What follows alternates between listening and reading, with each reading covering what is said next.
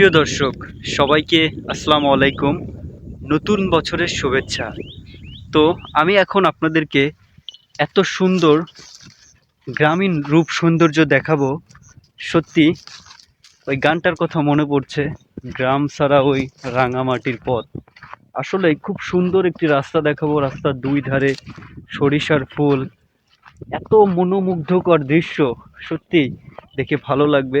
তো আমি এখন ব্যাক ক্যামেরায় দৃশ্যগুলো দেখাই এবং আল্লাহর সৃষ্টির বর্ণনা করি। বন্ধুরা, দেখুন আমাদের গ্রাম বাংলা কত সুন্দর। এর রূপ সৌন্দর্য আমি কিভাবে বর্ণনা করব আমি নিজেও জানি না। পল্লী কবি জসিমউদ্দিন হয়তো তার কবিতায় শুধু গ্রাম বাংলাকেই তুলে ধরেছেন এবং এর রূপ সৌন্দর্যের বর্ণনা তিনি করে দিয়েছেন। আসলে আল্লাহর সৃষ্টির তুলনা হয় না।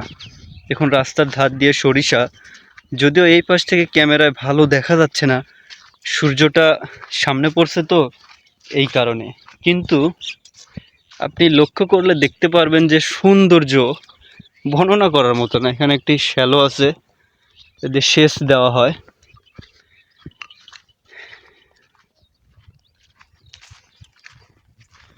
অসাধারণ দৃশ্য সত্যি। এই যে দেখুন কি দৃশ্য।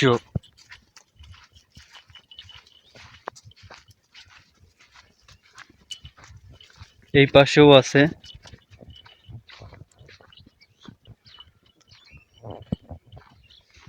আর এই যে পলি দেওয়া, এগুলো হচ্ছে চারা ঢেকে দিছে যেন পানি না পড়ে কুয়াশা।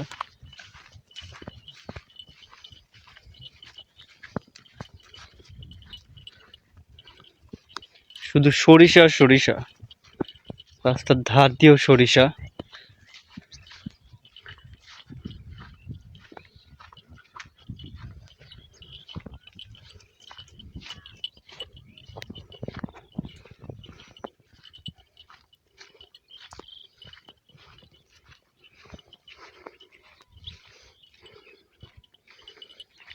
খাল বিল হাওর বাওর কি নেই আমার চাটমোহরে, সব আছে।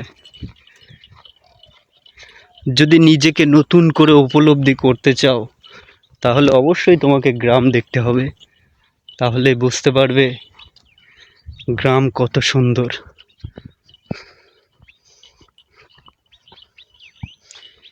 এখানে কত সুন্দর গম হয়েছে। সচরাচর গম দেখাই যায় না আমাদের বিলে। গম চাষটা কমেই গেছে, তবে ইদানিং কিছু কিছু জায়গায় গম চাষ হচ্ছে আমাদের এখানে দেখা যাচ্ছে। এই যে চাষ হয় না দেখে অনেক ভালো গম হয়েছে। মানুষ শুধু একঘেয়েমি চাষ করে তো, ভুট্টা ভুট্টা। তো এবার এখানে গম দিছে, খুব সুন্দর গম হয়েছে। রাস্তার ধার দিয়ে এই যে বেগুন দিছে, কি সুন্দর বেগুন হয়েছে। এই যে এটা রাস্তার ধার দিয়ে দিছে, কত সুন্দর বেগুন ধরছে। এই যে